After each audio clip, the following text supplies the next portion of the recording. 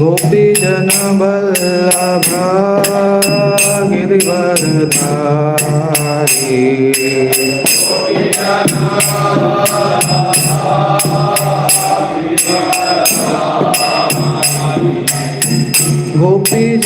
गोपीजनवल्लभा गिरिवरधारी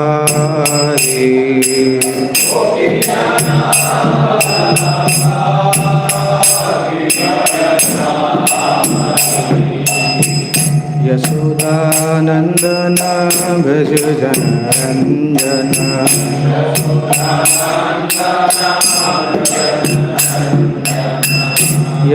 यशोदानंदन भज जनरंजन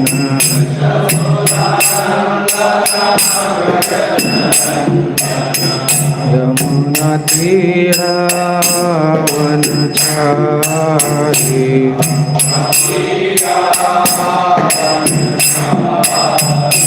यमुना तीरावनचारी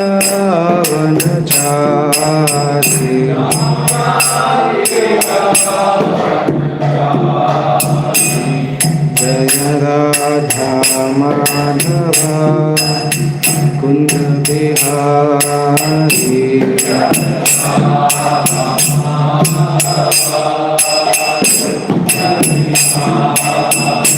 जय श्री कृष्ण चैतन्य प्रभु Nityanand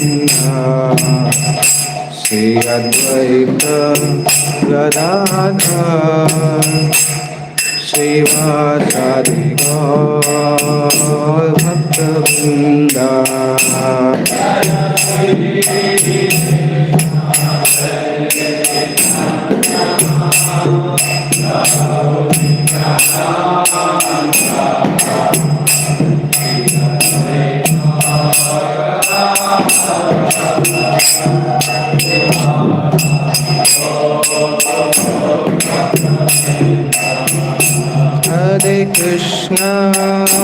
Hare Krishna, Krishna Krishna, Hare Hare, Hare Rama,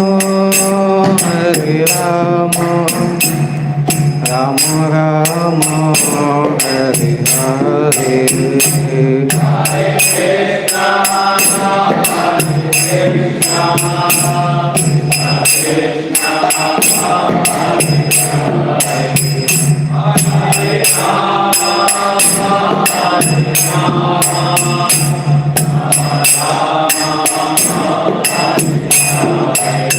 Hare Krishna, Krishna Krishna, Hare Hare, Hare Rama, Rama Rama, Hare Hare.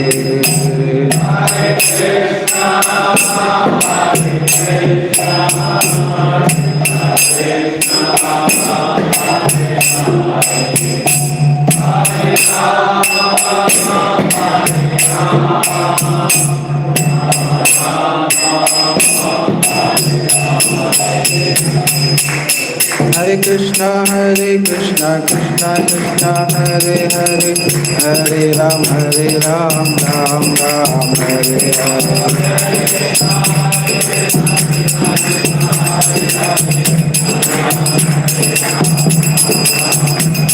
Hare Krishna Krishna Krishna Hare Hare, Hare Ram Ram Ram Hare Hare.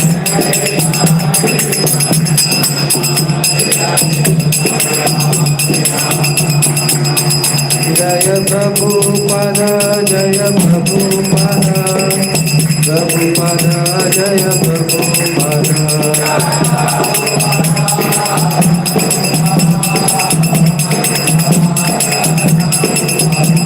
Jai Gaura Hari Bol, Hari Bol, Hari Bol, Hari Bol.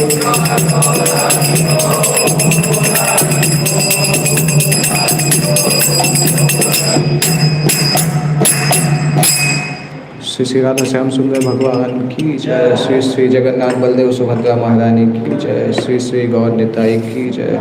Jagat Guru Srila Prabhupada की जय।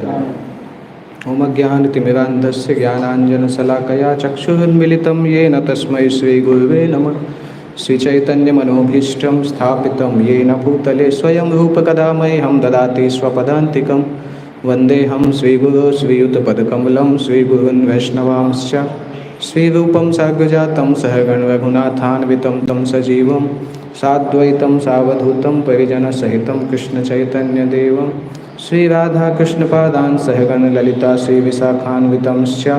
नमो विष्णुपादाय कृष्णपृष्ठाय भूतले श्रीमते भक्तिवेदांत स्वामिनिति नामिने।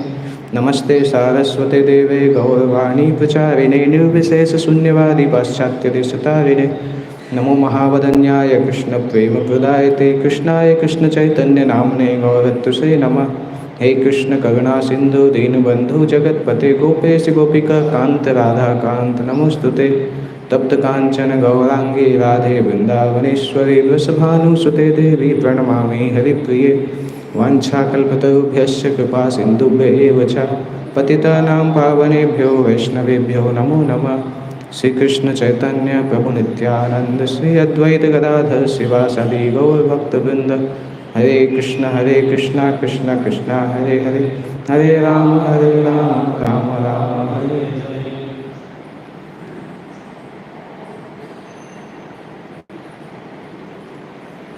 ओम नमो भगवते वासुदेवाय। ओम नमो भगवते वासुदेवाय। ओम नमो भगवते वासुदेवाय। नारायणं नमस्कृत्य नरं चैव नरोत्तमं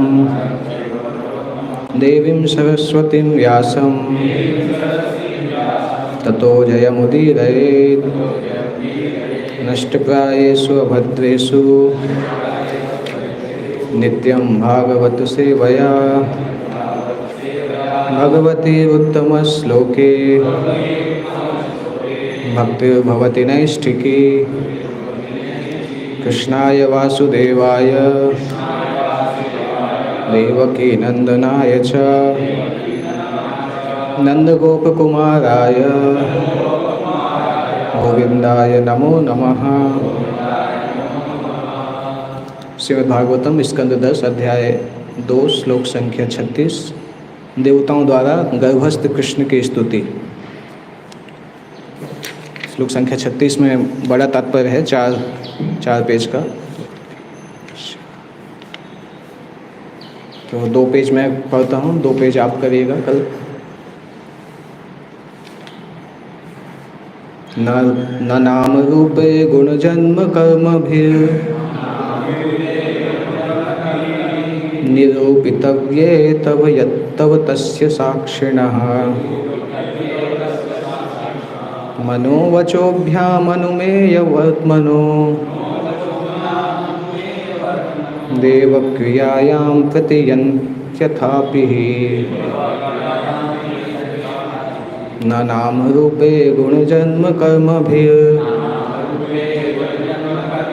निरूपितव्ये तव तस्य साक्षिणः।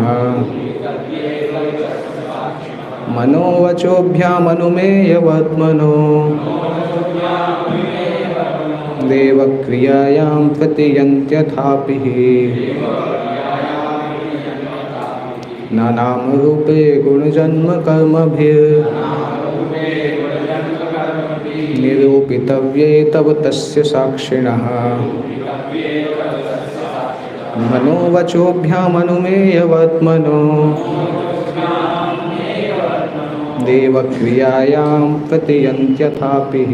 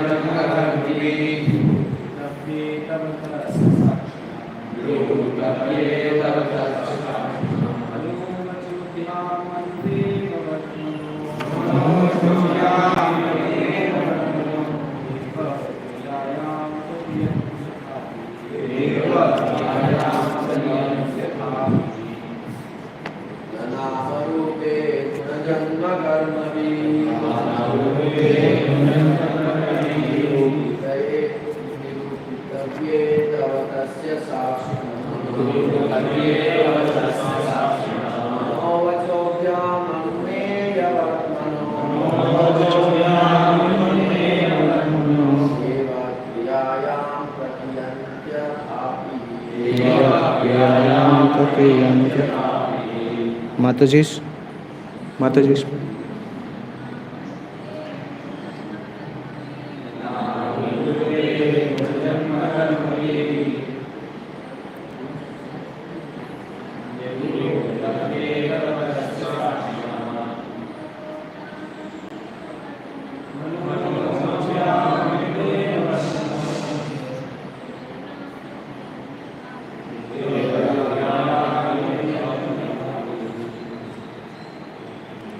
ना नहीं नाम रूपे नाम तथा रूप गुण गुण जन्म जन्म कर्म भी कार्यकलापों या लीलाओं से निरूपितव्य निश्चित नहीं किए जा सकते।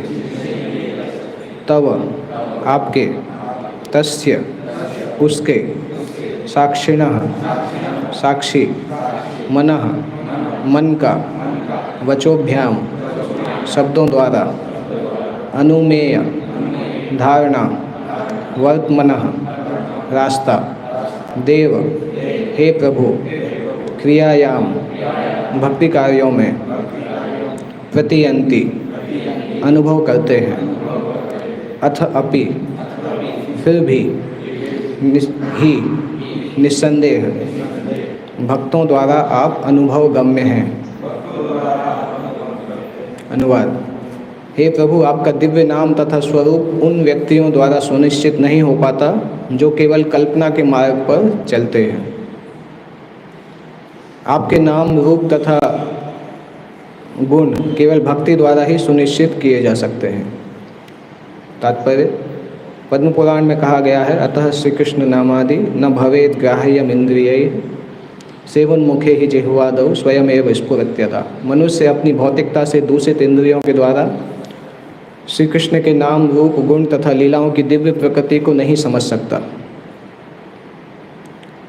जब वह भगवान के प्रति दिव्य सेवा भाव से संतृप्त हो जाता है तभी उसे भगवान के दिव्य नाम रूप गुण तथा लीलाएं प्रकाशित होती हैं। चूँकि कृष्ण और उनके नाम रूप तथा कार्यकलाप सभी दिव्य हैं, अतः सामान्य व्यक्ति या जिन्हें स्वल्प ज्ञान है वे उन्हें नहीं समझ सकते। अभक्त विद्वान तक कृष्ण को काल्पनिक मानते हैं। यद्यपि तथाकथित विद्वान एवं भाष्यकार कृष्ण को ऐसा ऐतिहासिक पुरुष नहीं मानते जो महाभारत में अंकित कुरुक्षेत्र के युद्ध स्थल में उपस्थित थे, फिर भी वे भगवद गीता तथा अन्य ऐतिहासिक ग्रंथों पर भाष्य लिखने को बाध्य होते हैं। सेवन्मुखे ही जिह्वादौ स्वयं एव स्फुरत्यता। कृष्ण की पूर्ण भावना भावित सेवा में प्रवृत्त होने पर ही कृष्ण के नाम रूप गुण तथा कार्य स्वतः प्रकाशित होते हैं। इसकी पुष्टि कृष्ण के ही शब्दों में भगवद गीता द्वारा 18 अध्याय 55 श्लोक में होती है। भक्त्या माम अभिजानाति यावान यश्चास्मि तत्वतः ततो माम तत्वतो ज्ञात्वा विशते तदनंतरम। केवल भक्ति के द्वारा भगवान को यथा रूप में जाना जा सकता है। इस तरह कृष्ण भावना भावित होने पर ही भगवत धाम में प्रवेश किया जा सकता है। सेव उन्मुख होकर ही भगवान के नाम रूप तथा गुणों की अनुभूति हो सकती है। देवताओं ने कहा, हे प्रभु, निर्विशेषवादी अभक्त यह नहीं समझ सकते हैं कि आपका नाम आपके स्वरूप से अभिन्न है। ब्रह्म होने से भगवान के नाम और वास्तविक स्वरूप में कोई अंतर नहीं रहता। भौतिक जगत में स्वरूप और नाम में अंतर होता है। आम का फल आम के नाम से भिन्न होता है। केवल आम आम आम कहने से किसी को आम का स्वाद नहीं मिल सकता, किंतु भक्त जानता है कि भगवान के नाम तथा रूप में कोई अंतर नहीं होता। इसीलिए वह हरे कृष्ण कृष्ण कृष्ण हरे हरे, हरे राम राम राम हरे हरे का कीर्तन करता है और अनुभव करता है कि वह सदैव कृष्ण के साथ है। जो भगवत ज्ञान में बढ़े चढ़े नहीं हैं उन्हें कृष्ण अपनी दिव्य लीलाएं दिखलाते हैं। जो भगवत ज्ञान में बढ़े चढ़े नहीं हैं उन्हें कृष्ण अपनी दिव्य लीलाएं दिखलाते हैं, नहीं दिखलाते हैं शायद ना। इंग्लिश में क्या लिखा है?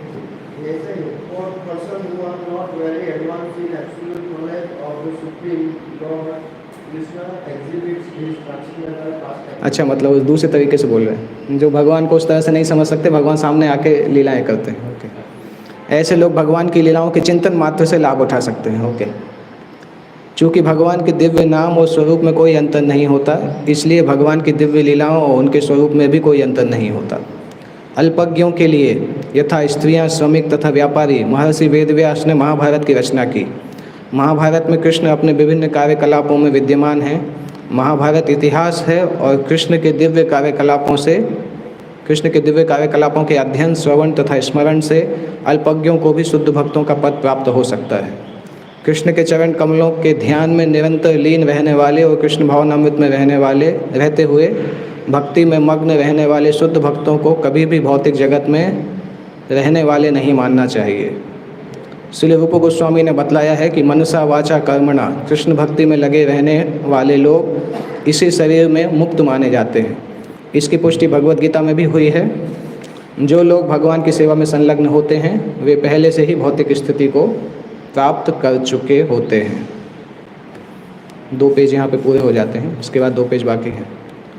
166 पेज के पहले पैराग्राफ से आपको पढ़ना होगा। ओके,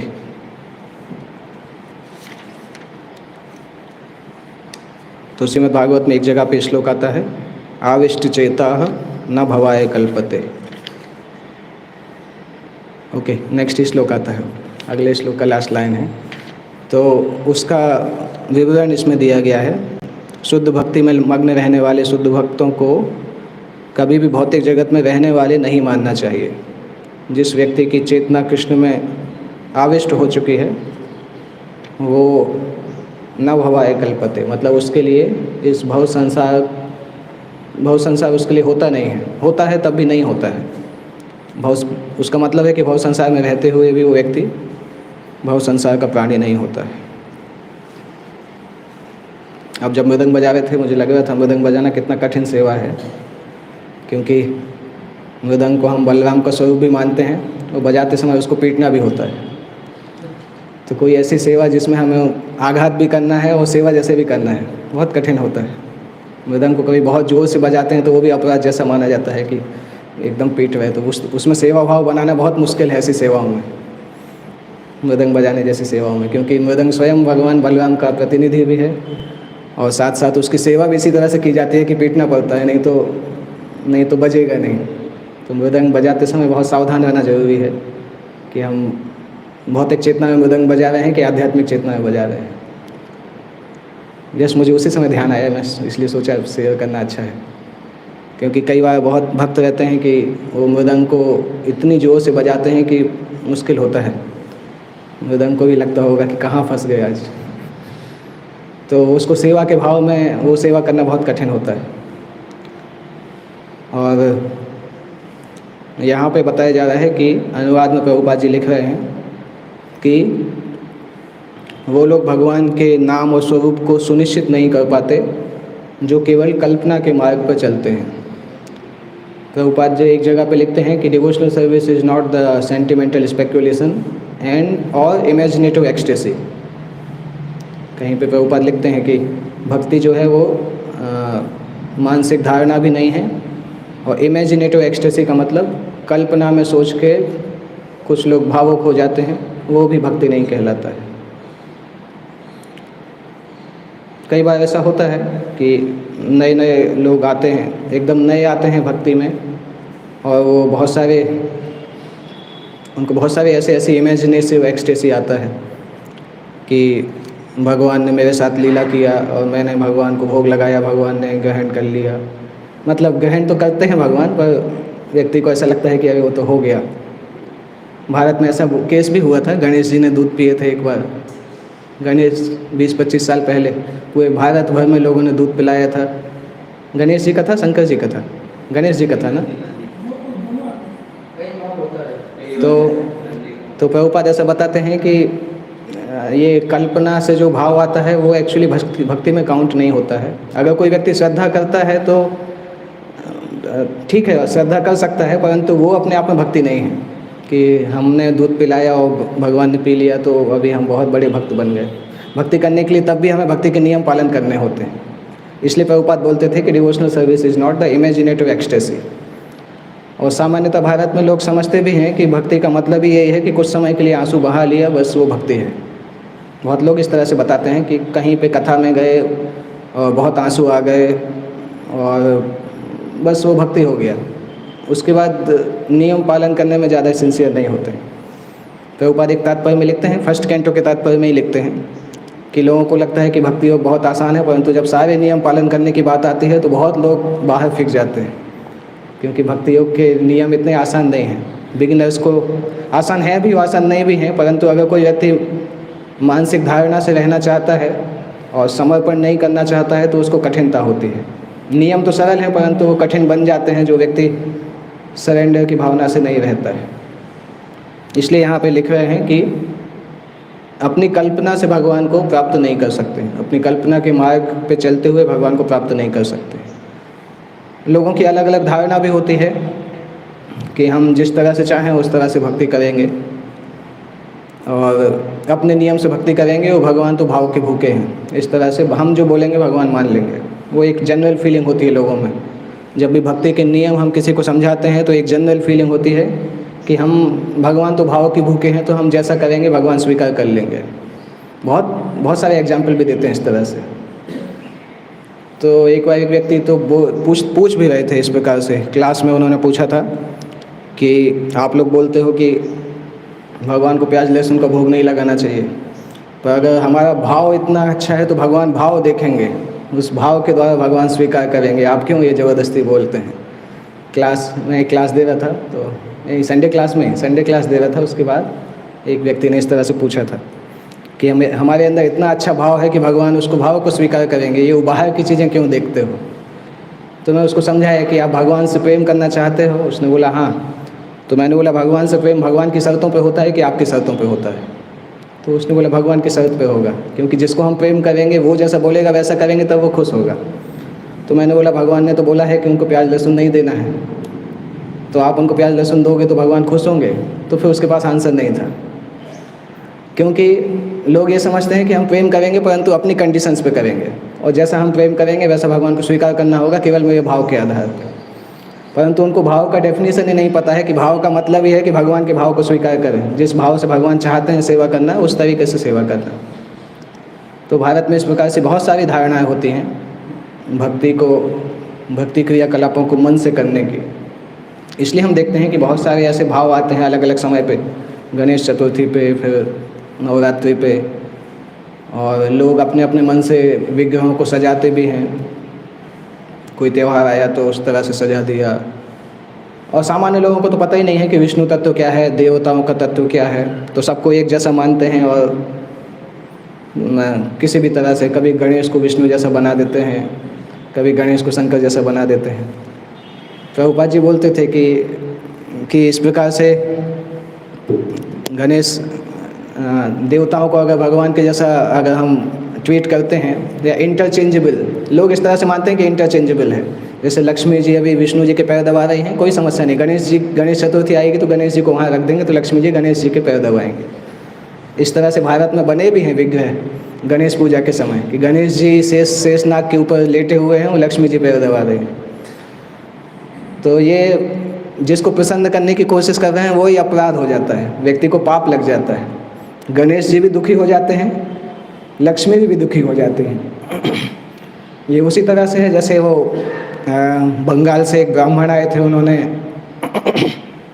एक पोयम लिखी थी चैतन्य महाप्रभु के लिए, और कई लोगों को पोयम पसंद आई और चैतन्य महाप्रभु के पास प्रेजेंट करने वाले ही थे। उसी समय स्वरूप दामोदर ने बोला कि स्वरूप दामोदर उनके वो थे सेक्रेटरी, जो भी चीज़ थी वो चेक करते थे, उसके बाद चैतन्य महाप्रभु सुनते थे। तो उनके सामने जब बोला तो वो बहुत नाराज़ हो गए कि आपने चैतन्य महाप्रभु के लिए भी अपराध किया, जगन्नाथ के लिए भी अपराध किया। आपने चैतन्य महाप्रभु को एक सामान्य आत्मा के जैसा माना है और जगन्नाथ को एक लकड़ी के जैसा माना है। दैट मीन्स आपने चैतन्य महाप्रभु को भी सामान्य मान लिया, जगन्नाथ को भी सामान्य मान लिया। उसको बहुत डांटा था कि इस प्रकार से कल्पना से कार्य नहीं होता है। तो भक्ति में जब आगे बढ़ते हैं, ये दो कठिनाइयाँ हमेशा, कठिनाइयाँ मतलब हर समय एक साधक के उसमें होता है कि मेंटल स्पेकुलेशन और दूसरा इमेजिनेटिव एक्सटेसी। ये दो चीज़ें हमेशा साधक के जीवन में चलती हैं। हम सब भी कभी कभी इस प्रकार से सोच सकते हैं, कुछ कार्य हम करते हैं जिसका शास्त्र पे बेसिस नहीं होता है और हम मन से कर लेते हैं। डाउट करते समय भी डाउट होता है कि सही है कि गलत है, पर कर देते हैं, वो मेंटल स्पेकुलेशन में आता है। और दूसरा इमेजिनेटिव एक्सटेसी में कभी कभी शास्त्र के नियम को हम छोड़ते हैं कि ये नियम तो ठीक है, जनरल लोगों के लिए है, इसको हम बाईपास कर सकते हैं। तो उस समय हम भाव को ज़्यादा वो देते हैं और दोनों के चक्कर में वो होता है। सामान्यतः नए लोगों के अंदर ये इमेजिनेटिव एक्सटेसी बहुत पाई जाती है। प्रभुपाद के पास जदू रानी माता जी आके पूछा एक बार कि प्रभुपाद, जब मैं नाम का जप करती हूँ तो मेरे माथे पे रोशनी मुझे दिखाई देती है। तो प्रभुपाद ने बोला, कोई बात नहीं, ज़्यादा जप करोगे तो रोशनी चली जाएगी, कोई चिंता की बात नहीं है। और जब वो नई आई थी तो उनको इस प्रकार से लगता था कि वो भगवान है। मतलब इस प्रकार से उन्होंने पहले कुछ बुक्स पढ़ी थी, जो कि भारतीय बुक्स पढ़ी थी, तो उनको लगता था कि वो कण कण में है और सर्वव्यापी है। इस प्रकार से माता जी को ऐसा लगता था। तो प्रभुपाद ने उनसे पूछा, तुम कहाँ रहते हो? ऐसे ही जनरल पहले दिन आई, प्रभुपाद ने पूछा, आप कहाँ पे रहते हैं? तो इसी इमेजिनेटिव एक्सटेसी में थी। उन्होंने बोला, मैं तो हर कण कण में हूँ, सब जगह रहती हूँ। तो प्रभुपाद ने बोला, ऐसा करना, फिर कल से सुबह गीता क्लास में आ जाना। सुबह 6 बजे हम गीता क्लास करते हैं, कल से आना चालू करना। जब प्रभुपाद ने ऐसा बोला तब उनको ध्यान आया कि उनका घर तो 2 घंटे दूर था, कैसे आएंगे वो। बोलने के लिए तो बोल दिया, पर उसके बाद उनने सोचा जब कि अभी हर दिन आना पड़ेगा, तो उनने सोचा कैसे आएंगे। पर उनने सोचा स्वामी जी ने बोला है मतलब आना चाहिए, और अगले दिन से आना चालू कर दिया और फिर चैंटिंग भी चालू कर दिया धीरे धीरे। फिर प्रभुपाद जी ने उनको सेवा दिया कि वो फ़ोटोज़ कुछ फ़ोटोज़ बनाया था इनिशियल में, कुछ वो पिक्चर्स, बीबीटी की कुछ पिक्चर्स बनाने की, बीबीटी नहीं था उस समय, प्रभुपाद की पुस्तकों में जो पिक्चर्स लगाते थे उनको बनाने का उनको सेवा दिया। और वो बहुत सारे प्रश्न करते थे क्योंकि उनको पता भी नहीं था कि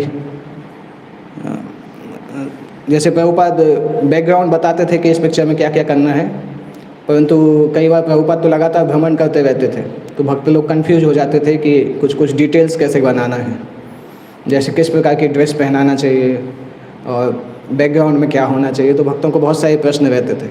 इसलिए हम देखते हैं कुछ पिक्चर्स में कुछ ऐसी चीज़ें दिखती भी हैं कि जो अनयूजुअल जैसी हैं।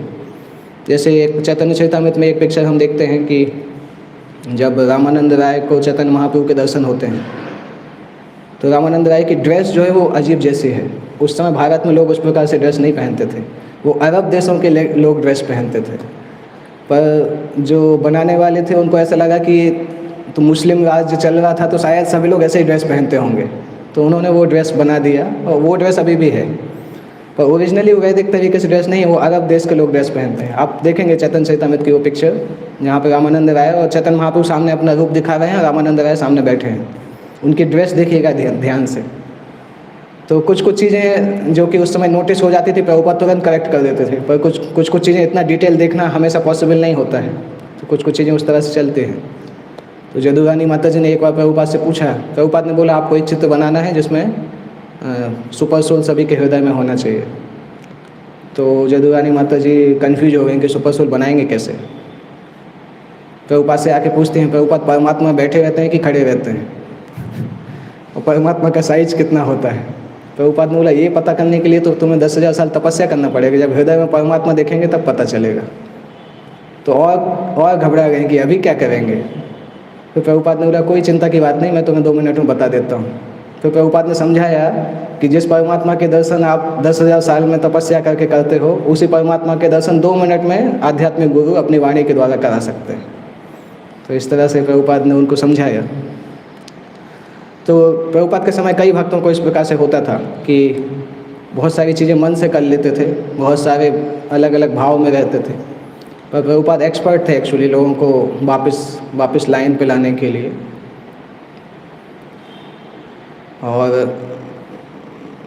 एक्चुअली पर जो इस प्रकार के आचार्य होते हैं वो जानते भी हैं किस भक्त के अंदर किस प्रकार का अनर्थ है, उससे उसी प्रकार से व्यवहार करते हैं। जैसे प्रभुपाद ने एक भक्त को वृंदावन बुलाया था तो वो भक्त बहुत खुश हो गए थे कि वृंदावन जाऊंगा तो मैं कुंज में रहूंगा और राधा कृष्ण की लीलाएं देखूंगा। और पूरे अमेरिका से वृंदावन आते आते वो यही सब सोच रहे थे आँख बंद करके। और वृंदावन में जैसे ही लैंड हुए वैसे प्रभुपाद ने बोला सीमेंट की बोरियाँ काउंट करना है गोडाउन के अंदर, सुबह से शाम तक सीमेंट की बोरियाँ आएंगी, उसको काउंट करते रहना। और उनका उसमें मन नहीं लगता था, वो लगता था कि अभी जाएं वृंदावन में। एक दिन प्रभुपाद से पूछ भी लिया तो प्रभुपाद ने बोला ठीक है मैं सिखाता हूँ कैसे काउंट करना है, क्योंकि काउंटिंग में भी मिस्टेक करते थे वो। फिर प्रभुपाद से पूछा कि प्रभुपाद मैं वृंदावन जाना चाहता हूँ, ये देखना चाहता हूँ। प्रभुपाद ने बोला ये सेवा करो राधा श्याम सुंदर की, ये सेवा सबसे बड़ी है, बाद में वृंदावन देखना। तो प्रभुपाद हर तरह से अपने शिष्यों को इस प्रकार से हैंडल करते थे। जैसे प्रभुपाद एक बार भुवनेश्वर में गए, प्रभुपाद जब शायद 1 या 2 बार ही भुवनेश्वर गए, उस समय ज़मीन मिलने वाला था तो प्रभुपाद की कुटिया थी वहाँ पे, और हिज होलीनेस गौर गोविंद महाराज रहते थे उस समय, और वो उड़िया ट्रांसलेशन भी चल रहा था। तो ट्रांसलेशन कमज़ोर था, मतलब स्पीड उसकी तेज़ नहीं थी, क्योंकि महाराज को ये सब भी करना होता था, ज़मीन ढूंढना और कंस्ट्रक्शन के लिए ढूंढना, ये सब करना होता था, तो ट्रांसलेशन उतना तेज़ नहीं कर पा रहे थे। तो प्रभुपाद जब गए तो प्रभुपाद ने महाराज को बुलाया कि उड़िया ट्रांसलेशन क्यों स्पीड में नहीं चल रहा है। तो महाराज ने बताया प्रभुपाद मुझे ज़मीन के काम से जाना होता है, मंदिर मैनेजमेंट, आरती, भोग, ये सब करना रहता है, तो समय नहीं मिलता है। और प्रभुपाद भी समझ गए कि भक्त बहुत कम थे इसलिए वो हो रहा था। तो प्रभुपाद ने बोला कि तुम ऐसा करो कि तुम कोई मैनेजमेंट मत करो, केवल बुक को ट्रांसलेट करो, मैनेजर को मैं देखता हूँ। तो महाराज ने बोला प्रभुपाद कोई है नहीं, कौन करेगा। तो दोनों लोग बात कर रहे थे, उसी समय एक भक्त वहाँ पे दिखे प्रभुपाद को सामने, अमेरिकन भक्त एक दिखे वहाँ पे, अपना बैग लेके आ रहे थे। तो प्रभुपाद ने बोला इसको बुलाओ, इसको मैनेजर बना देंगे। प्रभुपाद ने वो भक्त को बुलाया कि तुम्हें अभी यहाँ पे मैनेजर बनना है। वो भक्त, उसका अगले दिन फ्लाइट था अमेरिका जाने का, न्यूयॉर्क जाने का। उसने बोला प्रभुपाद मेरी तो फ़्लाइट है, मैं तो कल जाना है। प्रभुपाद ने बोला कोई बात नहीं, फ़्लाइट कैंसिल कर दो, अभी तुम्हें यहाँ पर मैनेजर रहना है। फिर उस भक्त ने बोला प्रभुपाद भारत में बहुत गर्मी होती है, मैं कैसे हैंडल करूँगा, मैं रह नहीं पाऊँगा। प्रभुपाद ने बोला रहते रहोगे तो सीख जाओगे, रहोगे तो ये गर्मी सहना सीख जाओगे, अभी तुम्हें यहीं पे रहना है। फिर उसने बोला प्रभुपाद जो मुझे जिस मंदिर में बुलाया है उस मंदिर के प्रेसिडेंट ने मेरे लिए जगह खाली रखी थी, क्योंकि वो सेवा छोड़ के दूसरा व्यक्ति चला गया था, तो मुझे वहाँ जाके वो सेवा करनी है। प्रभुपाद ने बोला मैं उस सेवा के लिए वहाँ से ही किसी भक्त को भेज दूँगा, तुम यहीं पर रहो। वो सारे बहाने बना रहा था, सारे बहाने नलीफाई हो रहे थे। फिर लास्ट में उसने बोला कि प्रभुपाद एक्चुअली मेरे जीवीसी ने आदेश दिया है कि मुझे वहाँ पे जाके सेवा करना है। प्रभुपाद ने बोला कोई बात नहीं, मैं जीवीसी को बदल दूंगा, तुम यहीं पे रहो। उसके बाद वो वहीं पे टिक गया, क्योंकि सारे बहाने ख़त्म हो गए।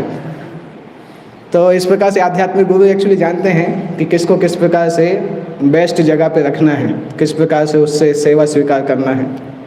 हो सकता है शिष्य को बहुत सारे वो ऐसा लगे कि मेरे कुछ प्रेफरेंस हैं और कुछ होना चाहिए, परंतु जब आध्यात्मिक गुरु किसी चीज़ के लिए इंसिस्ट करते हैं कि ये करना है तो फिर करना चाहिए। उस समय फिर ये नहीं सोचना चाहिए कि अरे मेरा टाइम वेस्ट हो गया, मेरा टैलेंट वेस्ट हो गया, कि ये तो मेरे टैलेंट को नहीं जानते हैं, पूरी तरह से यूटिलाइज़ नहीं कर पाते। वो चीज़ें तब तक होती हैं जब तक आध्यात्मिक गुरु कोई चीज़ के लिए स्पेसिफिकली ऑर्डर नहीं कर रहे हैं। अगर स्पेसिफिकली कोई कार्य कर रहे हैं तो फिर वो करना हमारे लिए प्योरीफिकेशन की चीज़ होती है। तो इसमें पहले पैराग्राफ में यही समझाया गया है पूरा कि भगवान का स्वरूप काल्पनिक नहीं होता है, और भगवान का ऐसा भी नहीं कि केवल एक ऐतिहासिक पुरुष हैं। बहुत लोग ऐसी धारणा करते हैं कि कृष्ण को भगवान जैसा मत मानो, वो एक महान ऐतिहासिक व्यक्ति थे और जो 50 सदी पहले आए थे, तो उनको उसी तरह से मानना चाहिए, ज़बरदस्ती उनको भगवान बना के मंदिर में पूजा नहीं करना चाहिए। इस प्रकार से एक ऑर्गेनाइजेशन भी है जो इस प्रकार से प्रचार करते हैं। तो लोग एक्चुअली बहुत, चूँकि लोग शास्त्र को ठीक तरीके से समझते नहीं हैं, इसलिए गीता पढ़ने के बाद भी जहाँ पे भगवान ने लिखा भी है कि मैं ही सबसे बड़ा भगवान हूँ, सब कुछ मुझसे निकलता है, उस गीता को 50 बार पढ़ने के बाद भी लोग सोचते हैं कि भगवान कृष्ण भगवान नहीं है। अभी इस्कॉन में आने के बाद हमें ऐसा लगता है कि गीता पढ़ने के बाद व्यक्ति कैसे ऐसा सोच सकता है, क्योंकि कितना कॉमन लिखा हुआ है। परंतु हो सकता है हम में से ही कई लोगों ने गीता पहले पढ़ी हो इस्कॉन में आने के पहले, पर समझ नहीं पाया। इवन मैंने भी भगवत गीता पहले पढ़ी, परंतु लैंग्वेज ही समझ में नहीं आती थी।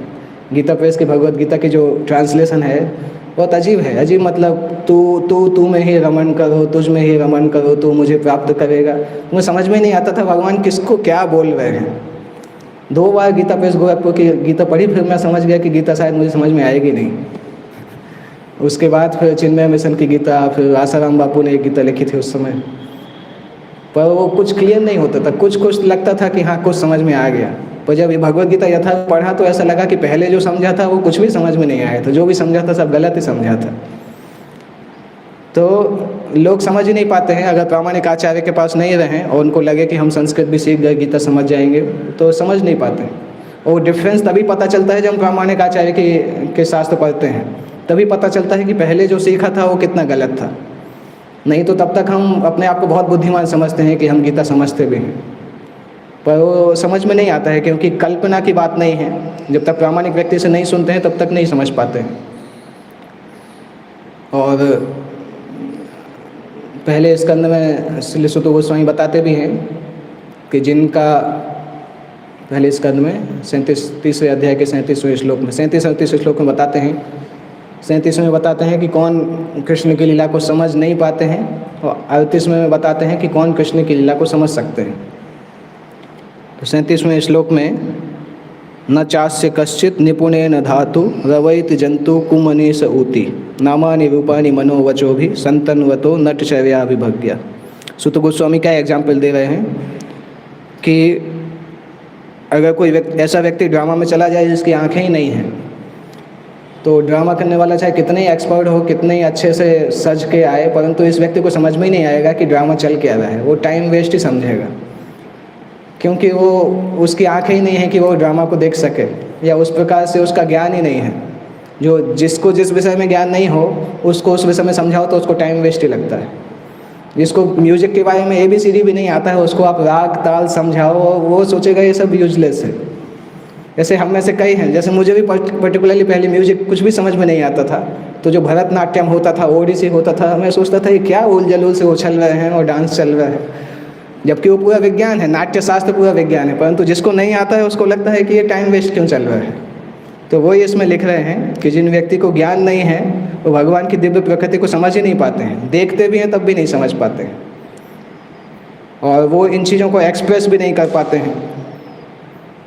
इसमें लिखा है नटचार्यम एवाज्ञः, अज्ञानी होते हैं इसलिए, जैसे कोई अंधा व्यक्ति नाटक को नहीं समझ पाता उसी प्रकार से वो भगवान की लीलाओं को समझ नहीं पाते हैं। उसके अगले श्लोक में तो बता रहे हैं कि कौन व्यक्ति भगवान की लीलाओं को समझ पाते हैं। सवेद धातु पदवीं पदस्य दुरंत वीर्यस्य रथांग पाणे यो मायया संततयानुवृत्या भजेत तत्पाद सरोज गंधम। इसमें बता रहे हैं कि तीन गुण बता रहे हैं जो भगवान की दिव्य लीलाओं को समझ सकते हैं। वो आ रहा है यो अमायया संततया अनुवृत्या, जो व्यक्ति भगवान का अमायया मतलब विदाउट रिजर्वेशन, प्रभुपाद जी ने ट्रांसलेट किया है अनरिजर्व्ड। रिजर्वेशन मतलब हम भगवान की जब सेवा करते हैं तो कुछ तो हम अपने लिए भी रिजर्वेशन रखते हैं, कुछ लिमिट रखते हैं कि उस लिमिट से ज़्यादा सेवा नहीं करेंगे। हमारे भी हमारी कुछ प्राइवेसी है, उससे आगे नहीं जाएंगे सेवा करने में। तो इसमें लिखा है अमायया विदाउट रिजर्वेशन, ये पहला क्वालिटी है। दूसरा क्वालिटी लिखा है संततया। संततया मतलब लगातार बिना किसी गैप के।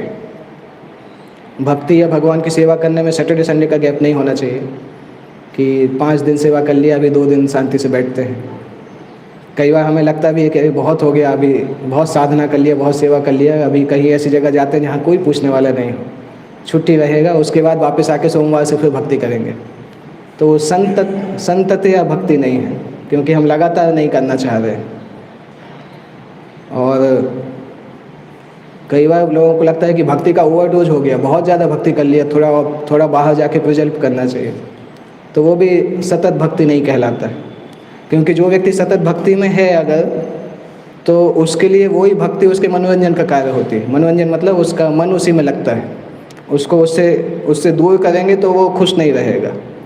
तो जब तक ये फीलिंग हमारे अंदर है कि सतत भक्ति बहुत हो गया, अभी कुछ छुट्टी की ज़रूरत है, दैट मीन्स अभी हम भक्ति में रस नहीं ले पा रहे हैं। कर रहे हैं भक्ति, पर ड्यूटी के जैसा कर रहे हैं, ड्यूटीफुली कर रहे हैं। और अगर सतत भक्ति में हमारा टेस्ट है, दैट मीन्स हम भक्ति में प्रोग्रेस कर रहे हैं। तीसरा इसमें लिखा है अनुवृत्तिया, कि भगवान के लिए फेवरेबल होके भक्ति करना चाहिए। प्रभुपाद जी ने बहुत अच्छा तात्पर्य लिखा है इस श्लोक का। प्रभुपाद जी लिख रहे हैं कि केवल भगवान के शुद्ध भक्त भगवान के नाम रूप गुण को समझ सकते हैं, क्योंकि वो संसार के सकाम कर्मों से पूरी तरह से मुक्त हैं और मानसिक अवधारणा से पूरी तरह से मुक्त हैं। शुद्ध भक्तों को भगवान की भक्ति करके अपने लिए कुछ प्रॉफिट नहीं चाहिए। वो भगवान की भक्ति लगातार करना चाहते हैं, बिना रुके करना चाहते हैं, बिना किसी रिजर्वेशन के करना चाहते हैं। वास्तविकता में ब्रह्मांड में सभी लोग भगवान की भक्ति कर रहे हैं। कुछ लोग प्रत्यक्ष कर रहे हैं, कुछ अप्रत्यक्ष कर रहे हैं।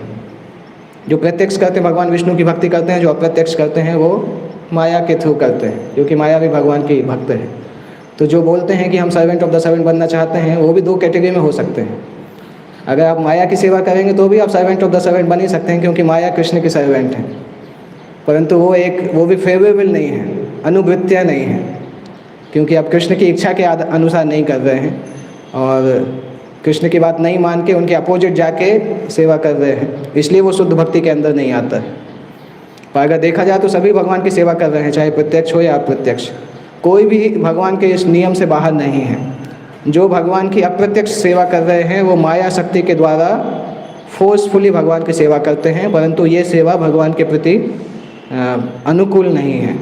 परंतु जो भगवान की प्रत्यक्ष सेवा करते हैं, जो भगवान की प्रत्यक्ष सेवा उनके शुद्ध भक्तों के प्रशिक्षण में करते हैं, वो भगवान की अनुकूल सेवा करते हैं। ऐसे अनुकूल सेवक भगवान के शुद्ध भक्त होते हैं और भगवान की कृपा से उनको मौका मिलता है कि वो दिव्य अध्यात्म क्षेत्र के अंदर प्रवेश कर सकते हैं। परंतु जो मानसिक अवधारणा के लोग हैं वो हमेशा अज्ञानता में रहेंगे। जैसे कि भगवद गीता में बताया गया है कि भगवान अपने शुद्ध भक्त को प्रशिक्षित करते हैं कि वो किस प्रकार से उनकी सेवा में हमेशा लगे रहें। ये भगवान के राज्य में जाने का एक सीक्रेट है, भगवान के राज्य में प्रवेश करने का एक रहस्य है। कोई सकाम कर्म अगर करता है और मानसिक अवधारणा करता है तो वो भगवान के राज्य में प्रवेश नहीं कर सकता है। तो ये इस श्लोक में प्रभुपाद बहुत डिटेल में बताते हैं इस टॉपिक के ऊपर। और भगवद गीता का ये श्लोक यहाँ पे कोट किया है कि केवल भक्ति के द्वारा मुझे समझ सकते हैं और जिस प्रकार से मैं जाना जाऊँ उसी प्रकार से समझ सकते हैं। तत्वतः का मतलब है कि वास्तविकता में भगवान को समझना, वास्तविक रूप से भगवान को समझना, भगवान कृष्ण को समझना। एक्चुअली अगर देखा जाए तो जन्म कर्म च मे दिव्यम बहुत आसान लगता है सुनने में कि ये तो बहुत आसान श्लोक है। अगर भगवान के जन्म और कर्म को समझ लिया तो भगवत धाम चले जाएंगे, त्यक्त्वा देहम पुनर्जन्म। पर इतने लोग भगवत धाम जाते दिखते नहीं हैं। भारत में तो देखा जाए तो कृष्ण का तो नाम सभी जानते हैं, कृष्ण की लीलाएं भी सभी जानते हैं, सबने बी आर चोपड़ा का महाभारत भी देखा ही है, श्री कृष्णा भी देखा है। तो लोगों को लगता है कि भगवान के जन्म और कर्म को समझने से भगवत धाम जाना कौन सी बड़ी बात है। दैट मीन्स हमने अगर एक बार देख लिया श्री कृष्णा सीरियल तो हम भी भगवत धाम जा सकते हैं। लोगों को इस प्रकार से भूल धारणा होती है। परंतु भगवान के जन्म और कर्म में इतने सारे कन्फ्यूजन होते हैं उनको कि वो कन्फ्यूजन के कारण उसकी दिव्य स्थिति को नहीं समझ पाते हैं। श्रीपाद जीव गोस्वामी बताते भी हैं कि कई बार लोग कृष्ण को सामान्य मनुष्य समझते हैं, कुछ लोग हैं जो कृष्ण को सामान्य अवतार समझते हैं, कुछ लोग समझते हैं कि भगवान कृष्ण विष्णु के अंश भी हैं। इसी अध्याय में आता है, कहीं पे आता है एक जगह 10वें स्कंद में, प्रार्थनाओं में इस प्रकार से कहीं आता है कि भगवान विष्णु अंश के रूप में अवतार लेंगे। कौन सा श्लोक नंबर है, शायद इसी अध्याय का कोई श्लोक है। तो ऐसे कुछ श्लोक हैं जिनको समझ के लोग कन्फ्यूज भी हो जाते हैं। और जीव गोस्वामी इन सारे श्लोकों को एक कैटेगरी के अंदर रखते हैं और हर श्लोक को एक्सप्लेन करते हैं। जब वो पहले श्लोक में समझाते हैं, पहले श्लोक का 3रा अध्याय समझाते हैं, जो उसमें श्लोक है एते चाम सकला पुंसा कृष्णस्तु भगवान स्वयं, जब उसकी कमेंट्री करते हैं तब वो सारे श्लोकों को समझाते हैं और बताते हैं कि जैसे श्रीमद् भागवतम सारे शास्त्रों का राजा के जैसा है, उसी प्रकार से श्रीमद् भागवतम का ये जो श्लोक है ये श्रीमद् भागवतम के सारे श्लोकों में राजा के जैसा है, एम्परर वर्स उसको बोलते हैं। कि ये जो 1328 जो श्लोक है, ये श्लोक सारे श्लोकों का राजा है। और भागवतम में बाद में जो भी श्लोक आएंगे वो श्लोकों का अर्थ इस श्लोक के आधार पर समझा जाना चाहिए। अगर उन श्लोकों में इस श्लोक के अलावा कुछ और मतलब समझ में आ रहा है, दैट मीन्स उन श्लोकों को इस प्रकार से समझाना चाहिए कि वो मतलब इस श्लोक के आधार पे हो। और वो समझाते भी हैं कि जैसे एक सेना में बहुत सारे सैनिक होते हैं परंतु एक कमांडर होता है, तो सारे सैनिकों को कमांडर की बात माननी चाहिए। इसी प्रकार से श्रीमद् भागवतम में बहुत सारे श्लोक हैं परंतु उन सारे श्लोकों को इस श्लोक के तत्व को समझना होगा, इसी श्लोक के तत्व के आधार पर बाकी श्लोकों को समझाना होगा। इसलिए उस श्लोक को श्रील जीव गोस्वामी परिभाष सूत्र भी बोलते हैं। श्रीमद् भागवतम की डेफिनेशन उस श्लोक से मिलती है, क्योंकि उस श्लोक में क्लियरली बताया जा रहा है कि भगवान कृष्ण जो हैं वो स्वयं भगवान हैं और बाकी जो उसमें लिस्ट में दिए गए हैं वो सभी उनके अवतार हैं, अंश हैं और कला हैं। और जीव गोस्वामी उसको एलेबोरेट डिस्क्राइब भी करते हैं उसी श्लोक को, कई कारण बताते हैं कि क्यों उस श्लोक को परिभाष सूत्र जैसा मानना चाहिए। जैसे एक कारण होता है कि वो बताते हैं कि तीसरा अध्याय जो है वो चालू होता है कौन से श्लोक से, जग्रहे पौरुषम रूपम भगवान महदादि भी। तो पहले श्लोक में चालू होता है भगवान और पुरुष, कि भगवान एक पुरुष अवतार के रूप में आते हैं। और 28वें श्लोक में एंड होता है, उसमें भी बताया जाता है कि ये सारे जो पुरुष अवतार और लीला अवतार जो है ये सारे भगवान कृष्ण से निकलते हैं, परंतु कृष्ण स्वयं भगवान हैं। तो वो एक एक्सप्लेनेशन बताते हैं। दूसरा एक एक्सप्लेनेशन बताते हैं कि सारे अवतारों का लिस्ट दिया गया है और लिस्ट के लास्ट में तू लिखा है। तू का मतलब इस श्लोक में तू मतलब किंतु, दैट मीन्स उन सारे अवतारों की लिस्ट में जो है वो अवतार हैं परंतु कृष्ण जो है वो अवतार नहीं है, इसलिए बट लगाया गया है कृष्णस्तु भगवान स्वयं, कि कृष्ण स्वयं भगवान है। और भी समझाते हैं वो कि जैसे जो चीज़ हम जानते हैं उसको पहले लिखा जाता है, जो नहीं जानते उसको बाद में लिखते हैं। और जानी हुई चीज़ से जो जिस चीज़ को नहीं जानते हैं उसका मतलब समझते हैं। और ग्रामर का नियम है, इवन चैतन्य महाप्रभु भी उस एग्जाम्पल को लेते हैं, उसके आधार पर वो समझाते हैं। तो जीव गोस्वामी बहुत डिटेल में समझाते हैं इन चीज़ों को और बताते हैं कि जितने भी वर्स इस वर्स को कॉन्ट्रडिक्ट करते हैं उन वर्सों को इस तरह से समझाना चाहिए कि जिससे कि कृष्णस्तु भगवान स्वयं जो है ये सिद्धांत स्थापित हो श्रीमद् भागवतम के द्वारा, क्योंकि ये श्रीमद् भागवतम का मुख्य सिद्धांत है। तो जो लोग इस प्रकार से नहीं समझते हैं वो अलग अलग तरीके से अलग अलग तत्वों में कंफ्यूज होते हैं। सामान्यतः लोगों को कंफ्यूजन होता है गुरु तत्व में, कि गुरु जीव हैं कि गुरु भगवान हैं, वो बहुत लोग कंफ्यूज होते हैं। और जीव तत्व में भी कन्फ्यूजन होता है कि जीव कभी भगवान बन सकता है कि नहीं बन सकता है, वो भी कन्फ्यूजन होता है। विष्णु तत्व में भी कन्फ्यूजन होता है कि विष्णु तत्व और देवताओं का तत्व समान है कि नहीं, ये भी कन्फ्यूजन होता है। साथ साथ विष्णु और शिव तत्व में भी कन्फ्यूजन होता है कि शिव अगर है तो कौन है, अगर विष्णु भी नहीं है जीव भी नहीं है तो कौन है। तो ये सारे कन्फ्यूजन होने के कारण व्यक्ति समझ नहीं पाते हैं कि कृष्ण का नाम और जन्म और कर्म जो है वो दिव्य कैसे है। और इसीलिए जो उसको समझ पाते हैं वो फिर भगवत धाम जा पाते हैं। जो लोग कंफ्यूज रहते हैं उनको मौका दिया जाता है कि आप और तत्व को समझिए और जन्म लीजिए। जब वो प्रामाणिक आचार्यों के संपर्क में आते हैं तब ये तत्व समझ में आते हैं। नहीं तो सामान्यतः इतनी भारत में इतनी बड़ी हिंदू मेजॉरिटी है, मैक्सिमम लोगों को नहीं पता रहता ये तत्व क्लियरली कि शिव तत्व क्या है, गुरु तत्व क्या है, विष्णु तत्व क्या है, जीव तत्व क्या है, नहीं पता रहता है। हो सकता है लोगों को बताएं भी समझाएं भी परंतु खुद भी कंफ्यूज होते हैं। आप अगर उनसे डिटेल में पूछते जाएं तो एक लिमिट आता है, बोलते हैं कि पता नहीं। कई बार हम पूछते भी हैं, जैसे हमारे गांव में एक पंडित जी थे, बचपन में वो हमें सिखाते भी थे। तो मैं 2 साल पहले जब गया था तो उनसे बात कर रहा था, तो मैं उनसे इस तरह से ही पूछना चालू किया। मैंने उनको बताया नहीं, पर मतलब मैंने उनको बताना चालू नहीं किया, उनसे पूछना चालू किया।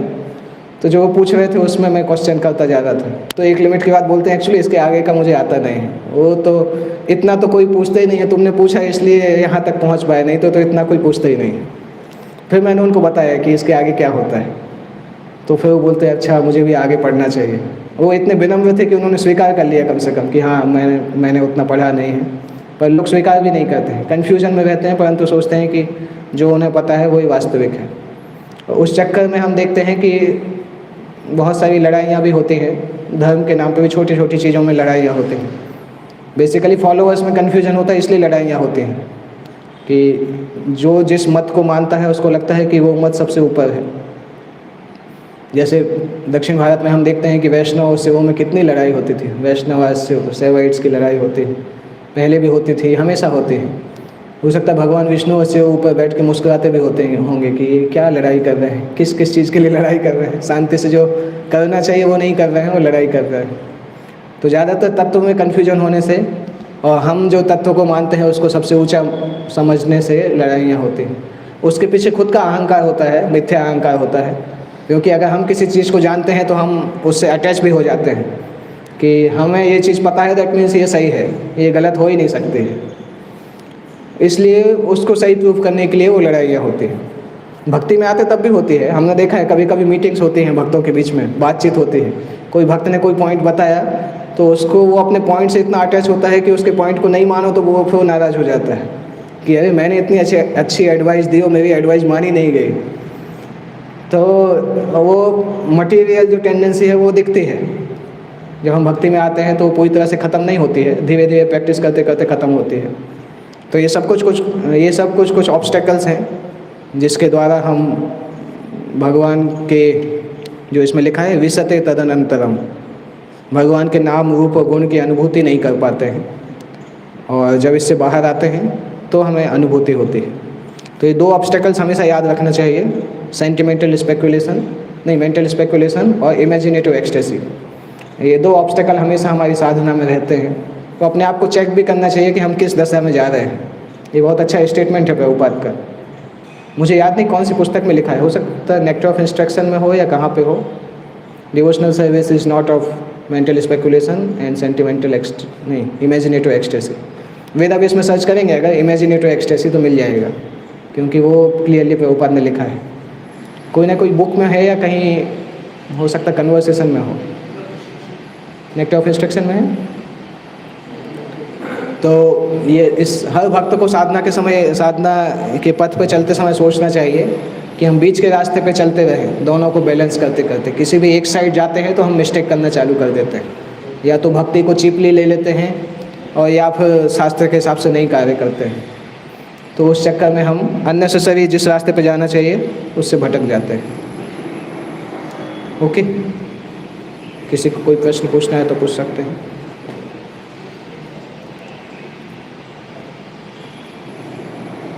हाँ,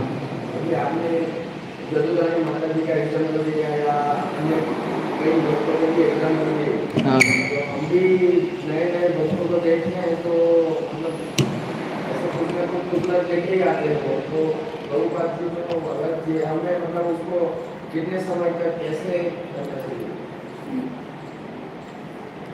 मूर्तियाँ भी लाते थे, कोई दूसरी मतलब वृंदावन गए तो वहाँ से हमें ये देखना होगा कि उसकी श्रद्धा कब हमारे ऊपर दृढ़ हो रही है। तो एकदम बिगिनिंग में तो बोलना कठिन भी है, पर अगर कोई व्यक्ति 1 to 1 पूछता है तो बता सकते हैं सिद्धांत क्या है। हमें भी पता है कि हम जो सिद्धांत बताएंगे वो मानने वाला नहीं है अभी, परंतु एटलीस्ट उसके दिमाग में रहेगा कि हाँ ये वस्तु है। तो जब एकदम वो नया होता है उस समय हम उसको बताते हैं कि हाँ ऐसा ऐसा करना चाहिए, आप प्रयास करिए इम्प्रूव करने का, धीरे धीरे करने का प्रयास करिए। और